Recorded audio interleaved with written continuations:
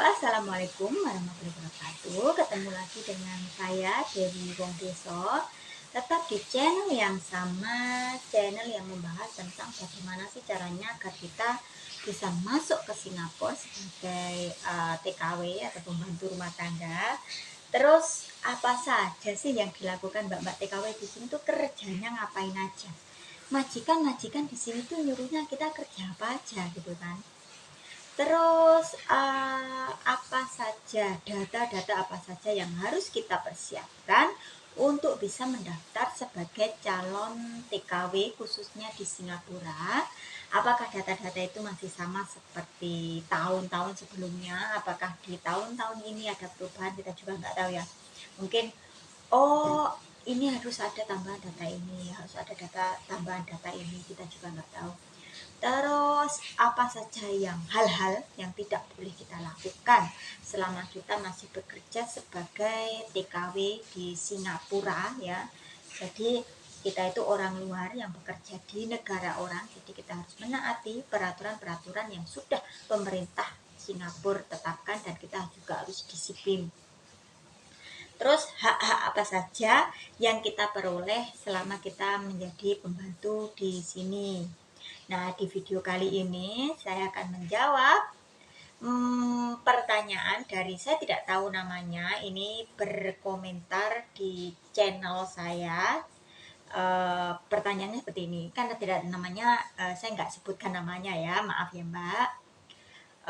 Pertanyaannya Mbak, saya punya KB implan. Apakah bisa kelihatan nanti saat medikal di Singapura? Saya sudah melakukan medikal di sini, tetapi nggak kelihatan. Takutnya di sana kelihatan itu gimana? Nah, seperti ini, Mbak. Jadi saya akan jelaskan sebisanya saya, semampunya saya. Semoga bisa dipahami dan juga dimengerti. KB itu entah suntik ataupun pil ataupun kapsul itu ya, kapsul ataupun implan ataupun pasang, intinya semuanya tentang KB lah, alat untuk mencegah kehamilan atau alat kontrasepsi lah ya. Yang penting kamu tidak sakit secara fisik, mental itu oke, tidak apa-apa. Kalau untuk alat-alat ini, untuk macam-macam KB ini itu nggak apa-apa di sini. Medikal di Singapura sama di Indonesia itu juga tidak jauh berbeda, sama saja. Mungkin takutnya di Singapura itu semuanya serba canggih, mungkin nanti bisa kelihatan kan. Enggak, sama saja, mungkin ada perbedaan sedikit lah ya, yang di sini yang enggak ada di Indonesia tapi di sini ada.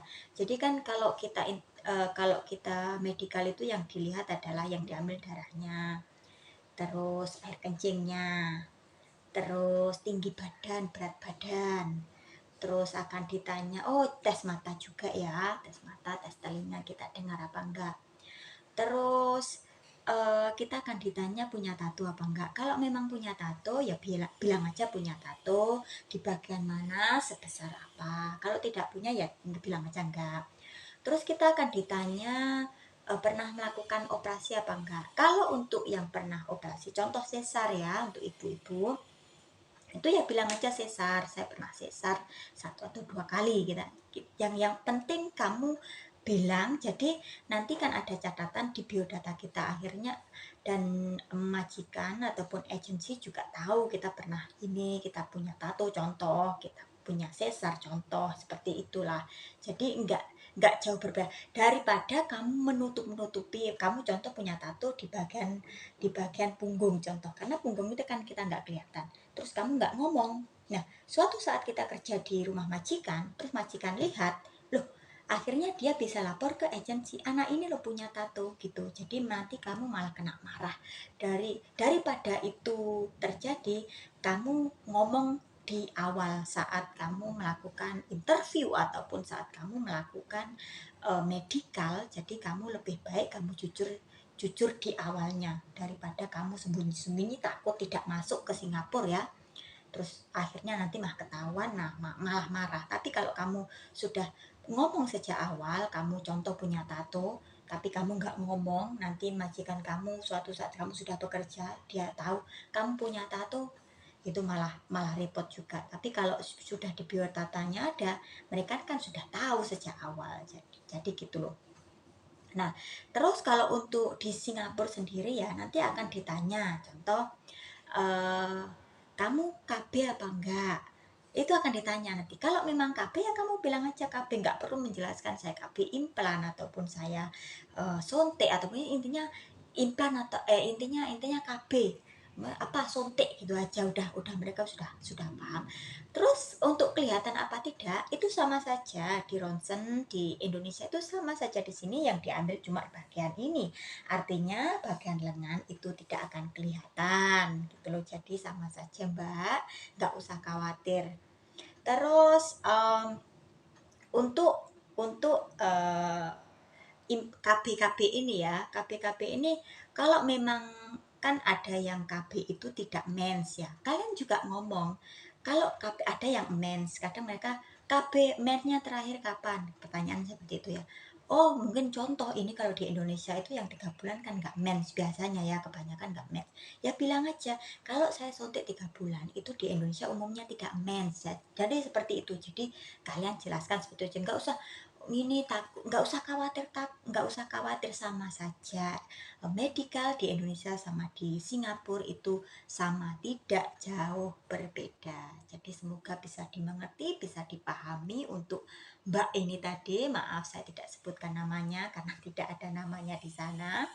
Dan terima kasih untuk pertanyaannya. Semoga penjelasan sedikit dari saya itu tadi bisa membantu atau mengurangi rasa takut ya. Sama saja semua orang kalau belum pernah ke ke luar negeri itu pasti takut gimananya nanti di sana.